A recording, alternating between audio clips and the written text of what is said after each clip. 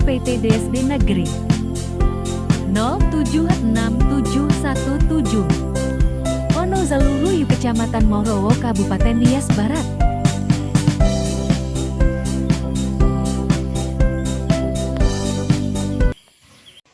Perkenalkan, nama saya Veronica Gantiria Daily, SAG, NIM 25104163. Saya adalah salah satu mahasiswa PPG dalam jabatan Bat 1 tahun 2025 pada LPTK Sekolah Tinggi Pastoral Kateketik Santo Fransiskus Asisi Semarang. Pada hari ini, Sabtu 10 Mei 2025, saya akan melakukan praktek mengajar di kelas 4 dengan materi Yesus adalah pemenuhan janji Allah. Ini salah satu syarat mengikuti uji kinerja. Bagaimana proses selanjutnya? Mari kita saksikan. Terima kasih. Selamat pagi anak-anak. Selamat pagi, Bu. Bagaimana kabar kalian? Sehat. Ayo berdiri dulu. Kita buat tepuk semangat. Tepuk semangat.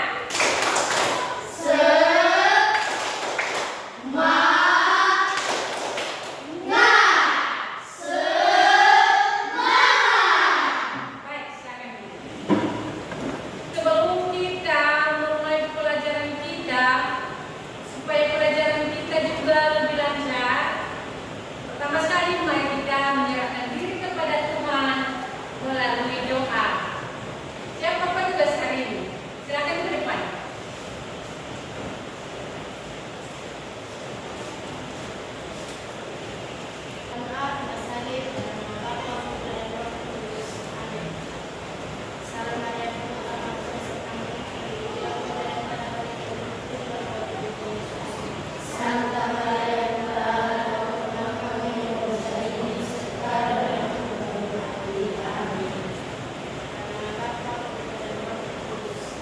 Baik, terima kasih Setia dan Sepri. Silakan kembali dulu.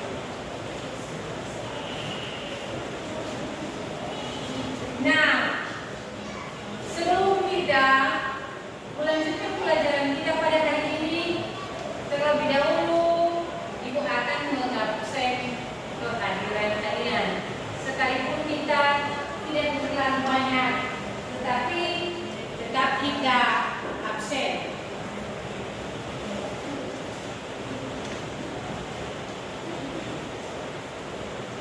Josan, Delista, Novita, Albert, Pancho, Setia, Agustina, Agatha. Baik, berarti kalian semua hadir ya? Tidak ada yang absen. Bagus. Siapa yang masih ingat pembelajaran kita minggu yang lalu?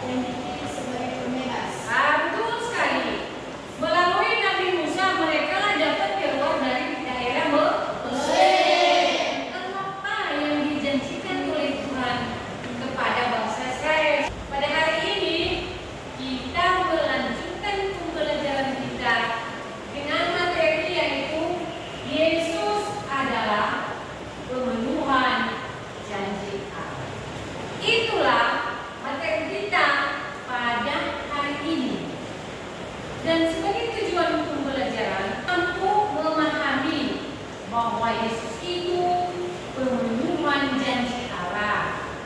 Ini nyata dalam karya mewartakan kerajaan Allah melalui perumpamaan, mukjizat-mukjizat, dan dinyatakan dalam kehidupan sehari-hari. Itulah sebagai tujuan pembelajaran kita. Silakan baca dan renungkan di dalam hati bagaimana pengorbanan ayah atau orang tua.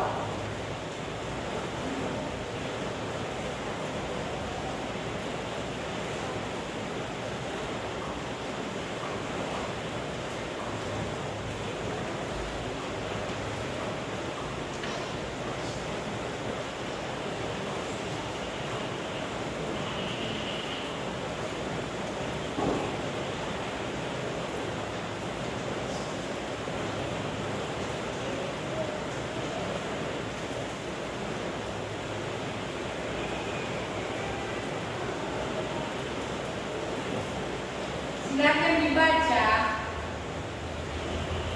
direnungkan.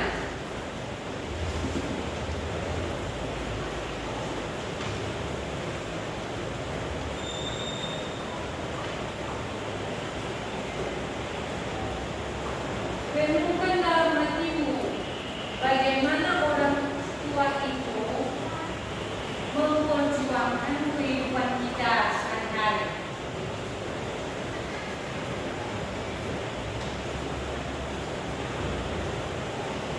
Nah, di sini kalian sudah baca dan kalian pasti tahu bagaimana pengorbanan orang tua terhadap kita. Orang tua rela menderita, orang tua rela capek kerja, orang tua rela tidak makan yang enak-enak, orang tua rela tidak tidur jika kita dalam keadaan sakit. Itulah semua pengorbanan orang tua. Itu adalah sebagai bukti dari cinta orang tua. Mereka mencintai kita. Walaupun kita pada saat ini tidak bisa kita balas kebaikan orang tua, yang mungkin nanti ketika kita sudah sukses, maka kita bisa melayani atau memberikan yang terbaik, merawat orang tua. Seperti halnya mereka merawat kita bahkan dari kandungan sebelum kita lahir pun mereka berkorban. Nah, kita teruskan dengan menonton yang ditayangkan di atas. Itu tentang pahlawan, seorang pahlawan bernama Yosudarso. Coba kalian tontonnya dengan baik. Silakan tonton dengan baik, karena melalui video ini nanti kita ada tugas dalam bentuk kelompok.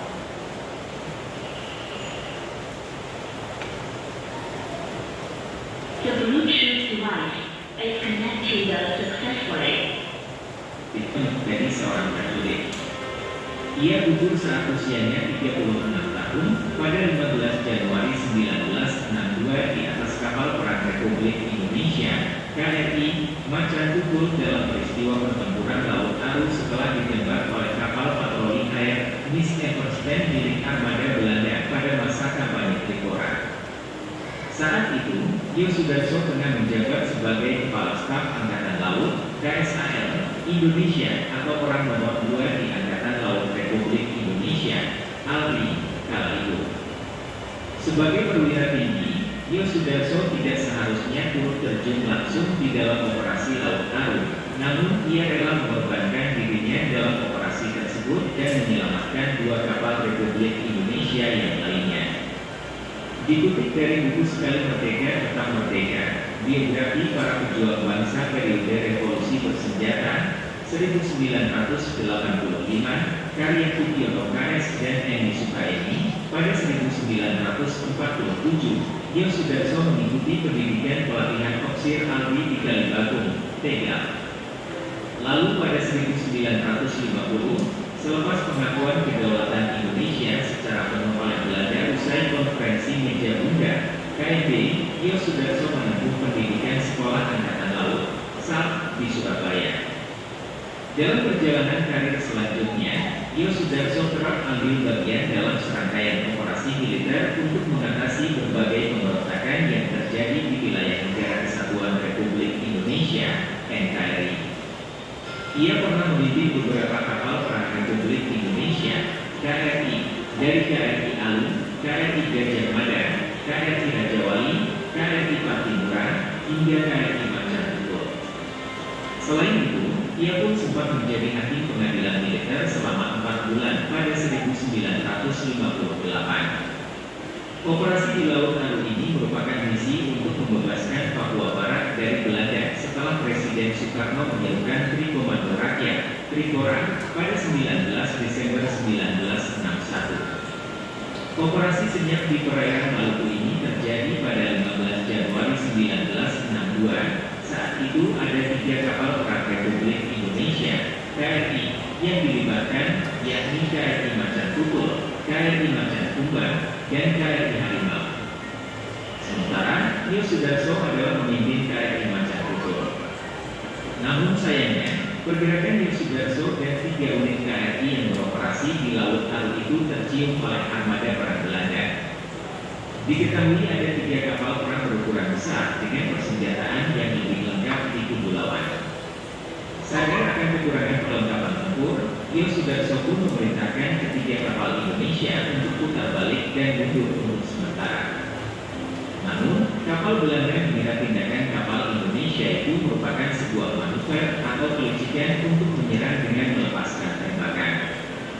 Dalam buku Laskar TNI Al-Anumerta Yosafat Soedarso 2006 karya Mo, Umar mengisahkan, di tengah upaya penyelamatan dari kapal Belanda, mesin KRI Macan Tutul mendadak mati. Yos Sudarso pun berpikir keras, harus ada kapal Indonesia yang selamat. Akhirnya, KRI Macan Tutul yang dipimpinnya memasang badan untuk menjadi umpan, memberi peluang kepada 2 KRI lainnya untuk menyelamatkan diri. KRI Macan Tutul harus berhadapan dengan kapal perang Belanda yang siap menembak. Tembakan pertama meleset. Namun, di kesempatan kedua, KRI Macan Tutul pun tertembak. KRI Macan Tutul meledak dan perlahan tenggelam. Saluran radio sempat menangkap pesan terakhir yang dilantarkan Yos Sudarso sebelum KRI Macan Tutul benar-benar tenggelam di dasar laut bersama 24 orang yang gugur. Pesan terakhirnya yang disampaikan adalah kobarkan semangat pertempuran. Yos Sudarso yang mengorbankan nyawanya dalam tugas demi kepentingan negara itu ditetapkan sebagai pahlawan nasional. Selain itu, namanya juga diabadikan menjadi nama kapal perang milik TNI AL, yaitu KRI Yos Sudarso.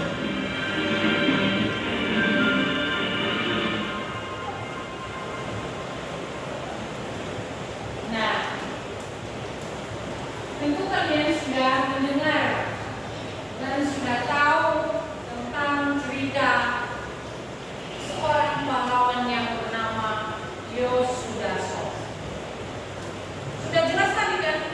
Sudah. Anda tahu semua jalan ceritanya? Sudah. Dari awal. Jadi sekarang kita buat kelompok. Silakan membentuk kelompok.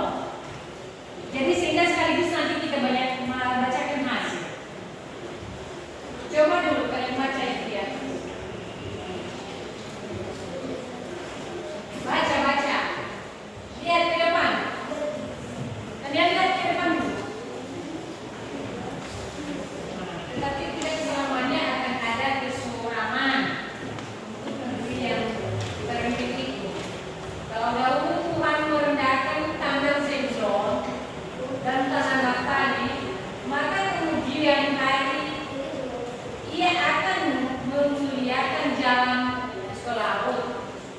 Daerah sungai Yordan dan bangsa-bangsa lain. Bangsa yang berjalan di dalam kegelapan telah melihat terang. Terang yang besar.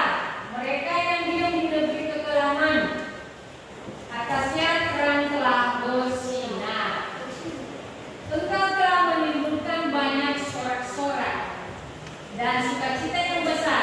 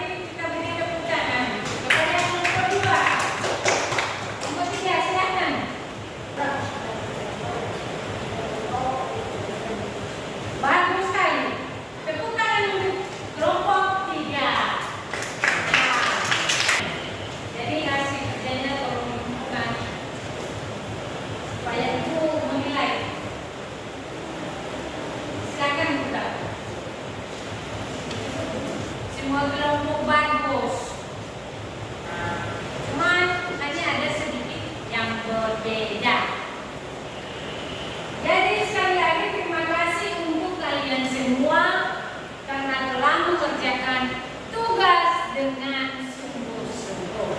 Sekarang kita lanjutkan. Tadi Ibu telah menanyakan tadi kepada kalian apakah itu janji. Jadi janji itu adalah sesuatu yang harus ditepati. Itulah janji. Pernahkah kalian membuat janji? Pernah. Dengan begitu, kalau janji itu tidak ditepati, sudah tentu kita kecewa, sedih, kesal. Itulah yang terjadi jika janji kita tidak ditepati. Tetapi janji Allah itu lebih dari situ. Dia menjanjikan kepada kita keselamatan melalui putranya Yesus. Itu tidak akan melanjutkan dengan tes pengayaan. Ibu akan kasih soal kalian percayanya.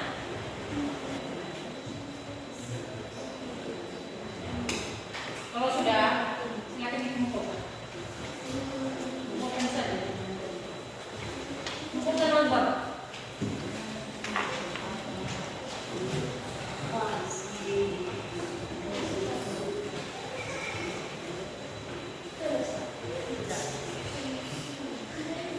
Nah, ini punya kalian.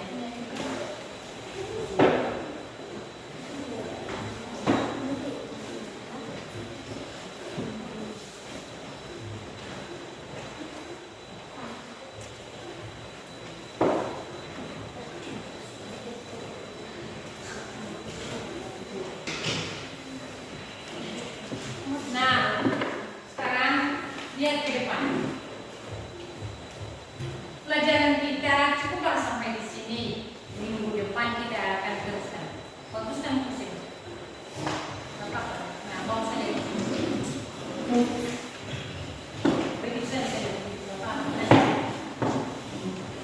jadi cukuplah sampai di sini materi hari ini.